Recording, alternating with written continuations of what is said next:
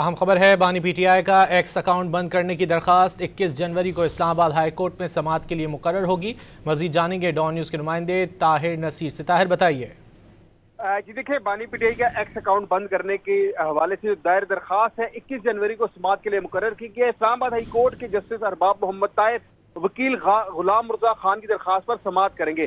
Registrar office نے case 21 جنوری کو مقرر کرنے کی کاز جاری کر دی ہے۔ عدالتی حکم پر بانی پی ٹی آئی کا جواب تاحال عدالت میں جمع نہیں کروایا جا سکا۔ گزشتہ سماعت پر بانی کے وکیل سلمان اکرم راجہ نے پاکستان بار کے الیکشن کے باعث التوا مانگا تھا۔